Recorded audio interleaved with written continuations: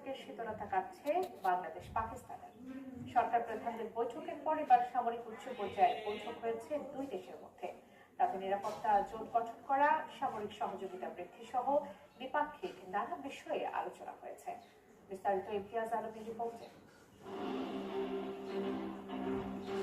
মঙ্গলবার পাকিস্তানের পাঞ্জাব প্রদেশের রাওয়ালপিন্ডি শহরে সেনা সদর দপ্তরে পাকিস্তানের সেনাপ্রধান জেনারেল আসিম মুনিরের সঙ্গে বৈঠক করেছেন বাংলাদেশের সেনাবাহিনীর principal staff officer lieutenant general SM. Kamrul Hasan. Pakistan ISPR এর বিবৃতি অনুসারে সেই বৈঠকে উভয় কর্মকর্তা এই মর্মে একমত হয়েছেন যে বাংলাদেশ এবং পাকিস্তান ভ্রাতৃপ্রতিম দেশ এবং বহিস্থ শক্তির প্রভাব থাকা সত্ত্বেও দুই দেশের সম্পর্ক অবশ্যই দৃঢ় থাকবে। একই সাথে বাংলাদেশের সঙ্গে শক্তিশালী নিরাপত্তা জোট গঠন করতে চায় পাকিস্তান। দুই দেশের সেনাবাহিনীর এই উচ্চ পর্যায়ের বৈঠকে এই ইস্যুতে আলোচনা হয়েছে বলে জানিয়েছে পাকিস্তানের সেনাবাহিনীর জনসংযোগ বিভাগ আইএসপিআর।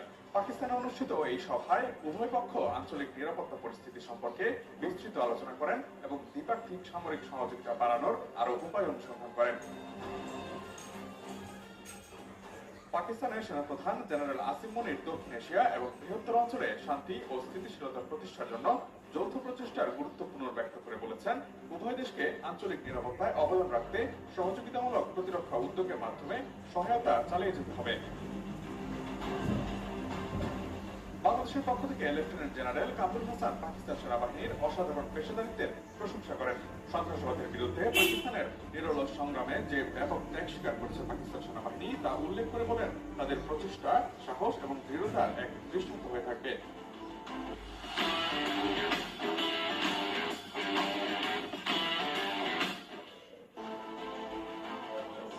বাংলাদেশের সশস্ত্র বাহিনী বিভাগের principal staff officer lieutenant general SM. Kamrul Hasan এবং তার প্রতিনিধি দল পাকিস্তান সফরে রয়েছেন। পাকিস্তানের সেনাপ্রধান ছাড়াও lieutenant general SM. Kamrul Hasan পাকিস্তানের জয়েন্ট চিফ অফ স্টাফ কমিটির চেয়ারম্যান জেনারেল শাহিদ শামসুদ মির্জার সাথে জয়েন্ট স্টাফ হেডকোয়ার্টার্সে দ্বিপাক্ষিক বিভিন্ন বিষয়ে আলোচনা করেছেন। অতীতের যে কোনো সময় থেকে বাংলাদেশের সাথে পাকিস্তানের সম্পর্ক এখন অনেক বেশি উষ্ণ। বাংলাদেশে রাজনৈতিক পালাবদলের পর দুই দেশের সরকার প্রধানের মধ্যে বৈঠকের মাধ্যমে দুই দেশের সম্পর্কে নবযুগের সূচনা চিন্তা করা হচ্ছে। আসন্ন ফেব্রুয়ারির প্রথম সপ্তাহে ঢাকা সফরের কথা রয়েছে পাকিস্তানের পররাষ্ট্রমন্ত্রী ইসহাক দারের।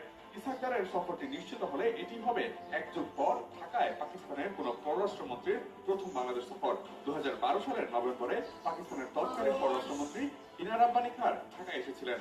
তাই ঢাকা ইসলামাবাদ সম্পর্ক উন্নয়নে ইসহাক দারের সফরকে বেশ গুরুত্বের সঙ্গে দেখা হচ্ছে কূটনৈতিক মহলে। রাজনৈতিক বৈঠকের পর সামরিক